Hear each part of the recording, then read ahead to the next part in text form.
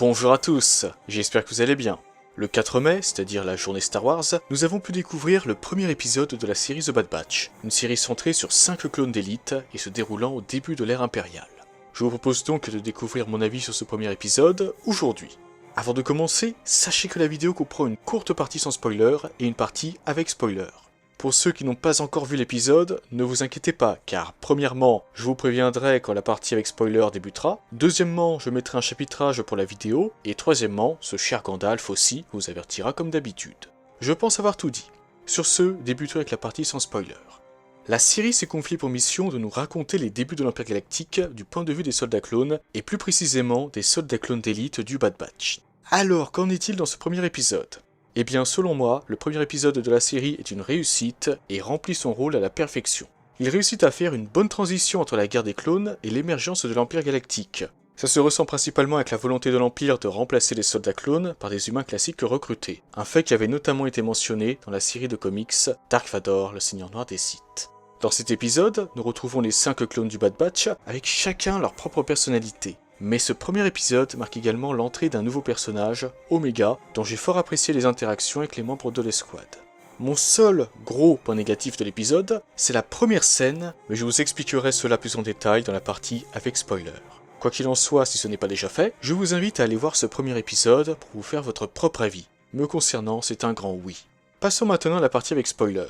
Si vous n'avez pas vu l'épisode, il est donc grand temps pour vous de partir et de revenir plus tard quand vous l'aurez vu. Gandalf, c'est à toi. Avant de parler directement de l'épisode, je tenais tout d'abord à mentionner le superbe générique auquel nous avons eu droit avant le début du dit épisode. Nous pouvons y voir plusieurs personnages comme Grievous, Bucket, le droïde de la série Résistance, Chopper, Crosshair, un droïde commando, Wrecker, un pilote de CDTT impérial, une Mandalorienne, et pour finir, Hunter.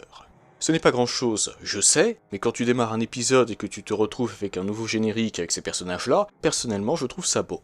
Comme pour The Clone Wars, nous avons une scène d'introduction nous fournissant le contexte de l'épisode. Il est à noter que cela m'a fait plaisir de voir une courte version The Clone Wars du sauvetage du chancelier et de la fuite de Grievous. Grievous avec son nouveau design d'ailleurs, dont la présence s'est limitée pour le moment aux scènes d'introduction de l'arc siège de Mandalore et de ce premier épisode de The Bad Batch. Après cette brève introduction, nous nous retrouvons sur Kaler avec Depa Billaba, son padawan Caleb Dume et son bataillon de clones en pleine bataille contre les forces droïdes de la Confédération des systèmes indépendants. Une scène dans laquelle le Bad Batch vient à leur rescousse. Et pourtant, c'est la seule scène de l'épisode que je n'ai pas appréciée. Je vais vous expliquer pourquoi. Tout d'abord, nous débutons avec deux petites incohérences. Vous avez Depa Billaba qui a un sabre laser bleu au lieu d'un vert, et le commandant Gray qui, en plus d'être passé du rouge au vert, a été rétrogradé au grade de capitaine. Mais ce n'est pas ça le problème majeur de cette scène. Peut-être avez-vous lu le comics Kanan le dernier Padawan, un comics dans lequel le Padawan Caleb Dume, qui prendra plus tard le nom de Kanan Jarrus, est victime de l'exécution de l'Ordre 66 en pleine nuit sur Kaler, tandis qu'il discutait tranquillement avec Depa Billaba, le commandant Gray et le capitaine Styles, deux clones du bataillon. C'est d'ailleurs au cours de ce moment de paix que les clones ont exécuté leur général et que Caleb a été pourchassé par ces derniers. Une scène parfaitement orchestrée. Et que s'est-il passé dans The Bad Batch ?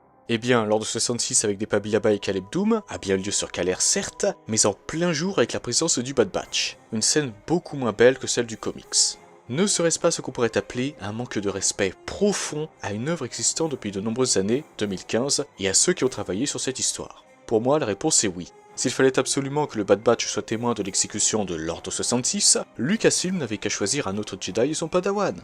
Je sais que vous allez me dire que ça a déjà été fait par exemple avec la capture de Maul par la République, ou encore avec le passé de Cobb Vanth, mais je peux vous assurer que non, ce n'est pas la même chose. Le combat opposant Ahsoka à Maul dans l'arc siège de Mandalore n'est à vrai dire qu'une modification mineure de la scène. D'ailleurs, le seul combat dans le roman, c'est un combat verbal, et Maul finit par tomber dans un piège comme un bleu. Parfois, ça a du bon de modifier une scène qui existait déjà. Quant à Cobb Vanth, c'est lui qui nous a raconté son histoire dans The Mandalorian. Il est donc libre d'enjoliver les événements s'il le souhaite, et de ne parler que de ce qui lui plaît.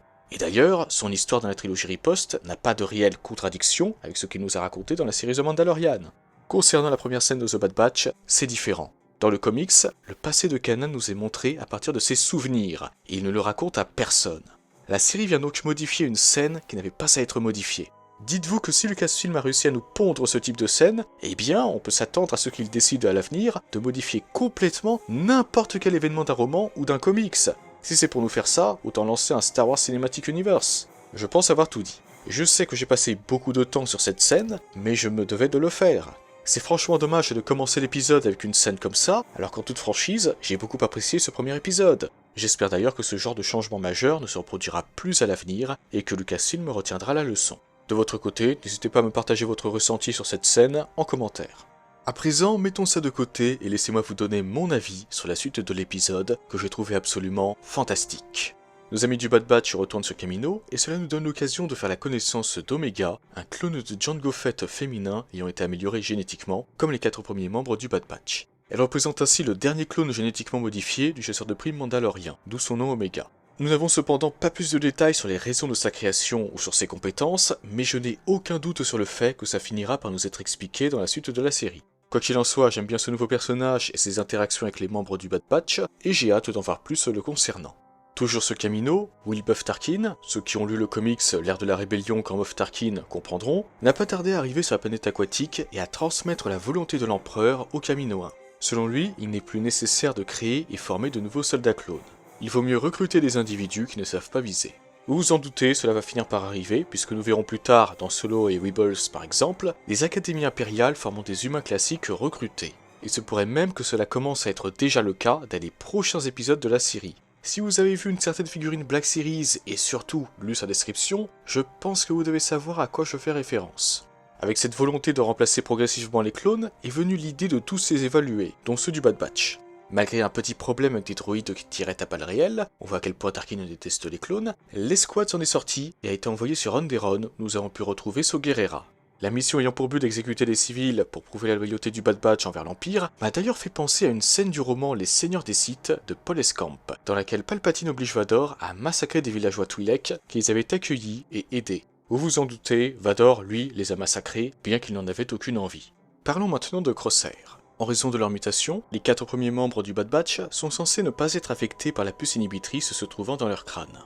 Et pourtant, ces dernières marchaient partiellement sur Crosshair. Il a d'ailleurs suffi d'intensifier les effets de la programmation pour endoctriner complètement le clone qui commençait déjà à s'opposer aux directives de Hunter. Les bons soldats obéissent aux ordres, vous connaissez la chanson. Personnellement, je ne m'attendais pas à ce que Crosshair ait sa nouvelle armure dès cet épisode. Je pensais qu'il affronterait ses anciens compagnons avec sa vieille armure, et que l'Empire finirait par lui en offrir une nouvelle dans les épisodes suivants. Quoi qu'il en soit, Crosshair s'annonce comme un redoutable adversaire pour le Bad Batch. Il sera même placé à la tête de sa propre escouade, une escouade que nous découvrirons dans les prochains épisodes. Mon cher Crosshair, tu as ma bénédiction pour traquer et exécuter ces traîtres. Longue vie à l'Empire. Vers la fin de l'épisode, nous apprenons que le Bad Batch a apparemment un contact dans le secteur J-19, dont nous ignorons l'identité pour le moment, mais n'hésitez pas à me dire à qui vous pensez. En tout cas, sachez que ce n'est pas la première fois que nous entendons parler du secteur J-19. En effet, lors de la capture d'Iscos par le général Grievous dans la 2e saison de The Clone Wars, le maître Jedi affirme, dans un message gestuel, qu'il se trouve dans le système Saleucamaille, dans le secteur J-19.